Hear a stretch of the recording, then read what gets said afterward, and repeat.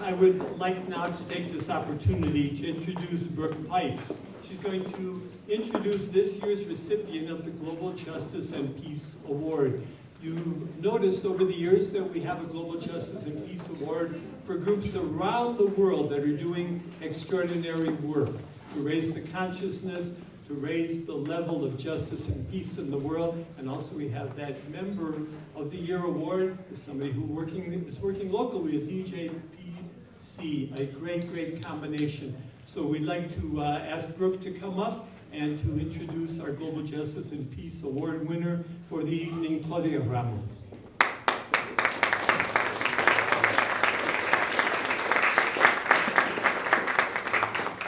Thanks, Jack.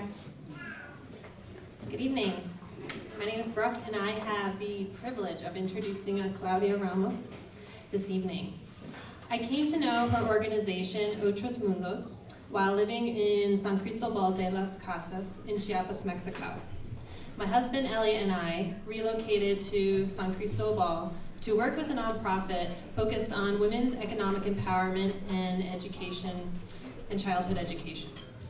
We moved to Chiapas knowing little beyond a general U.S. understanding of the Zapatistas and their movement for equality. We did not know we were moving to a city and state with a long and powerful history of advocacy and protest for equality. We did not realize we were surrounded by changemakers and grassroots movements that had been united by generations. We couldn't have expected that even though we were moving to the poorest state in Mexico by economic standards, that we would have some of the richest connections with people and places there. One of these connections that we often felt was doing hiking in a local forest that was near our house that we regularly visited. While we were living in San Cristobal, REDD+ was under consideration at the UN. REDD stands for Reducing Emissions from Deforestation and Forest Degradation. This initiative was meant to offset carbon emissions through forest preservation, which upon hearing, it initially sounded to me like something I would support based on the name alone. It wasn't until I attended a presentation organized by Otros Mundos on REDD+ that I learned how it exposes large human rights concerns for indigenous population and arguably does the opposite of preservation. REDD+ has been referred to as a new form of colonization based on the fact that REDD forcibly grabs land from indigenous communities who have had the legal right to the land for generations and concentrates the ownership in the hands of a few corporations. REDD+ also does not state what was considered a forest. Old-growth forests were threatened to be cut down and replaced by fast-growing commercial wood. Over the next several months, Elliot and I learned about the complexities of the issues and detrimental concerns at talks and protests that we often attended and were hosted by Otros Mundos. We received weekly email updates from Gustavo Castro, Otros Mundos director, informing us of what was going on not only in Chiapas, but neighboring states. Many in Mexico, the US, and abroad rely on Otros Mundos for their reporting, advocacy, and organizing. I am honored to introduce Claudia, who is accepting the Global Justice and Peace Award on behalf of an organization whose work I have personally benefited from. Otros Mundos is a civil society nonprofit organization in San Cristobal de las Casas, Chiapas. The interdisciplinary team works for gender equality, strives to further search for alternatives to social, economic, and environmental policy crises that we are currently facing. Otros Mundos looks to build a world in which all just, diverse, and inclusive that we can all live in. One where the possibility of access to a decent life, that's my son. Access to decent life, just, and peace with respect for all human rights and gender perspectives are available to everyone. With us tonight to accept the Global Justice and Peace Award on behalf of Otros Mundos is agroecologist Claudia Ramos Guillen. Ms. Ramos works with the management of forests and against forest plantations and the extension of tree monoculture, the concerns Red Plus brings to Chiapas and all over the world. She has accompanied struggles in defense of the land and territories against extractive models and the financialization of nature, with focus in themes such as biodiversity, agrobiodiversity, and green economy. Claudia has also accompanied work-seeking alternatives with indigenous communities and peasants in Chiapas as part of the search for an escape from the current system of capitalist domination.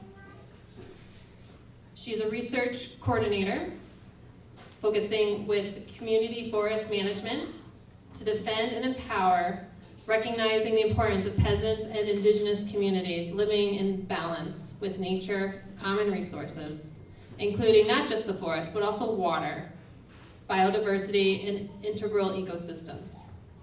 Her research has identified a large number of practices and strategies for managing, conserving, and protecting forests, plains, and mountains, implemented over generations.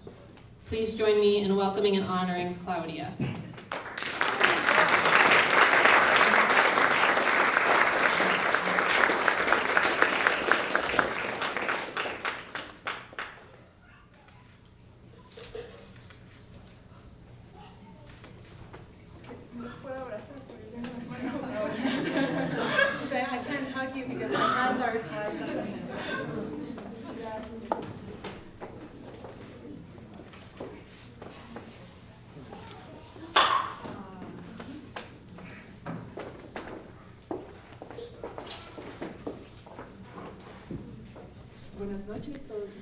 Good evening.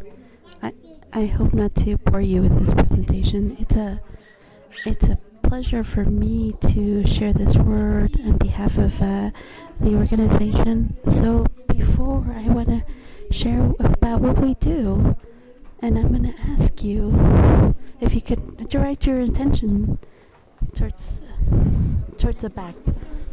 We're going to have a small presentation.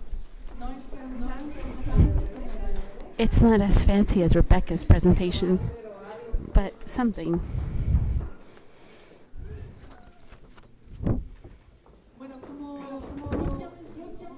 Like Brooke already mentioned, and our vision is basically we want a world like other worlds. We want a world that we could fit many words in, that recognition of diversity and bioculturally diversity is peace. And we can construct other ways of living, some what we call alternatos. It's not alternatives, it's alternatos. It's where we could all fit with responsibilities for all of the population. And that is basically our mission, our vision. We as Otros Mundos, we are against an extractive model. I think that's important for me to share this with me because our activism refers to these activities that remove large volumes of massive things. It has directly associated some value, a chain of value. Like this model, it is taking all of the goods. Who gets the possession of this? Is it the indigenous communities? Is it these communities that live amongst each other? So it's an idea of generating greatest profit with minimal investment. They take their work is that competitive. It's all about money. It doesn't matter who they hurt. So I think this is important for me too to talk, because Mexico is one of the Trans-Pacific agreements, or one of the countries. This increases everything in territories and communities over the natural resources, and so these agreements are made active to take our resources. So when we talk about the extractive model, this talks about everything. biodiversity, plants, minerals, anything extracted under mining, under the process of mining, petroleum. We have a process right now through round one with Pemex of extraction of petroleum through Chiapas, the extraction of water, this bottled water that we're used to drinking, and we think that it's so natural. And they used to say you don't deny water to anybody, but it seems like we do now. This is all about all of these areas are being compromised. So we have, so that we understand this model in Mexico, these points that you see on this map, these are the concessions, the mining concessions that we have. There are 32,000 mining concessions, 38 million acres that have been committed to this. About 20% of the country has been conceded to mining to different materials, and also this is what the result or the goal of getting economic growth in Mexico. And so that you can have an idea of our work, we are in Chiapas. And Chiapas is that little piece right there. That what you see here. And you can see on this picture everything that's been compromised. This map has been updated last year. We have mining around natural reserved areas. These are some of the areas that we struggle with. We have 2 camps of partners, of friends and colleagues that have decided to put a limit to this mining in Mexican capital. We have projects, a conservancy, and the selling of biodiversity in the jungle, especially in the areas in the blue points. We work with defenses against these transgenics. And we are we're going with communities that are against the extraction of petroleum. These are the projects. They have not even been spoken to, or they haven't even been informed to these communities. And one day these indigenous communities find out that the project is coming, and all the construction is out there already. And this is not just in Chiapas. It is happening in all of Mexico and all of Latin America. Especially in South, we see the criminalization and the violence that is as a consequence of these projects. And because of this violence, one of the cases that surely you have heard about this year is the assassination of our friend Berta Cáceres and the attempt of assassination of Gustavo Casas. And this work that we do in this place, we do it through networks in Central and Latin America. And this work that we do, we share with Copin in Honduras. And this murder and attempt of murder is a product of the same process of criminalization and violence against these defensors, environmental defensemen, that they automatically they automatically stigmatize them and say you are a revolutionary, you don't believe in anything. So then it takes to that violence. So in these governments, they work with complete impunity. So the process of criminalization of protest is also for people that share in these organizations, for communities. So it's to say that there is no distinction. These are some pictures of our manifestation against a group of a network in Chiapas. And they had promised an agreement for the sale of carbon to to sell to California, and this agreement didn't go through. And this had to do with protests that happened in the process of sharing resources through this network.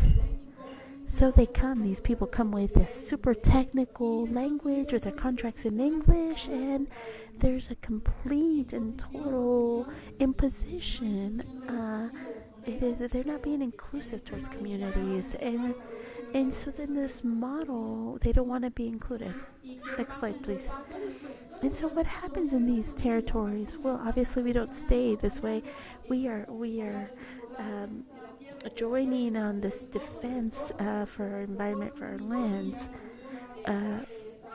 That they're trying to bring mining and dams and these transgenic products, chemical products, and so through the extension we're able to learn about these, and then we scale this on a national level. We are part of a network of an organization against mining against or a mining group that is affecting rivers, and all through Latin America we're allowed to create these processes of sharing and solidarity to create actions from a local level and a policy level. We talk about a declaration of free lands, these models free of processes of criminalization. And at the same time, we share these processes of organizational level with committees, with local authorities, and we do these actions at the state level and at a national level. These movements, actions are very important to us. And the communication is our voice, and the strength in our public spaces, the solidarity of our towns. And because of this, we think that the processes of resistance cannot just be resistance. So we talk about, we call this alternatos. And it's talking more about how we want to live in this world.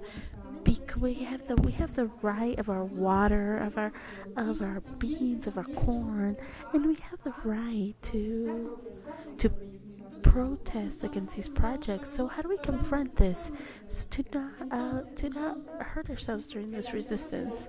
So these alternatos, it's a process of specific alternatives where we talk about ecology, describing with alternative technologies, using rain, and making a better relationship with our lands. So we don't want to just stay in that organizational side where we need to be able to give. We need to show these alternatives that are already being worked in other populations where we're working. And it's super important that we're not separated from it. No, we're part of this movement, and that is how we work. We partner as a brotherhood and sisterhood, but we're not alone. And we also have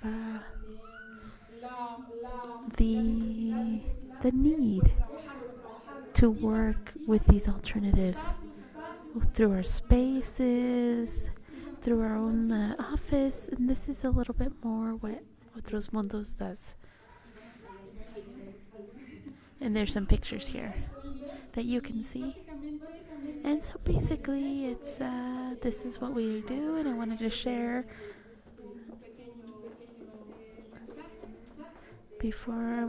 this small message and sharing the word with our partners here. And so I wanted to share this work of what we do and how we position ourselves in terms of what's happening in Japan.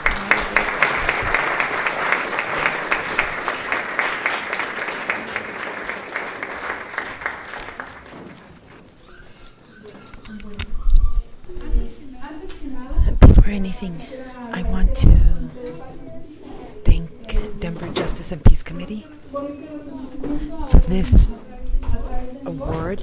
Through my voice, through my words, I am representing our co-workers, our teammates, with a great appreciation for being one, for solidarizing, for becoming solidarity. My name is Claudia Ramos Guillen, and I share the organization of Otros Mundos, and I am here to share not only my word, but the word of my teammates and my co-workers. And through my voice, I want to talk about all the pride that I feel to be considered for this award. First of all, we need to say that we are a small organization to find alternatives to the way that we have walked through this time. It seems easy, but when you look back and you look now, you can see this way that has immense issues, and we've had encounters with extraordinary people who are committed, and we see their difficulties, and many of them have been able to overcome and others cannot. And we share processes with community against a predator process that his intention is to extract all the good of the earth without being mistaken.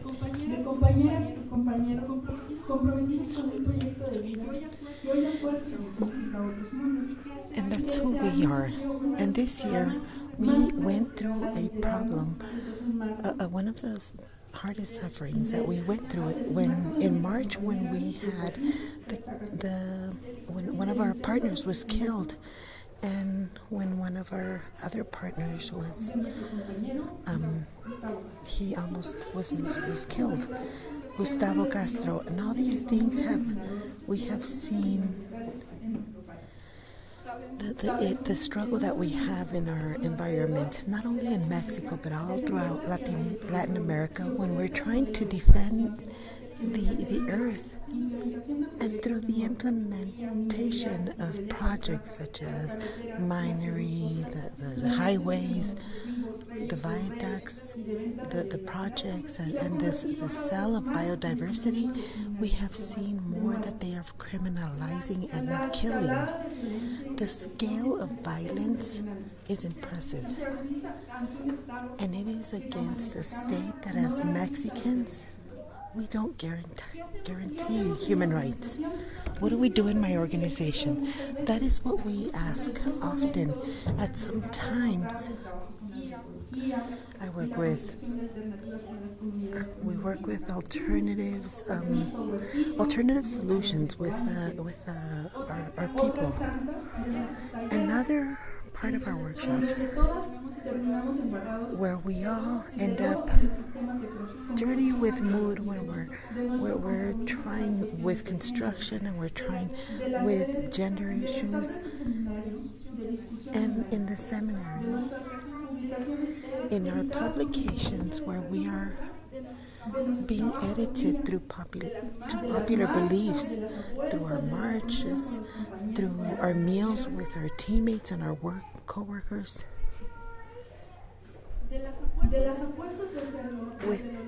Where we try to do it from our space, but not keep it here, but we have to scale it to a bigger picture.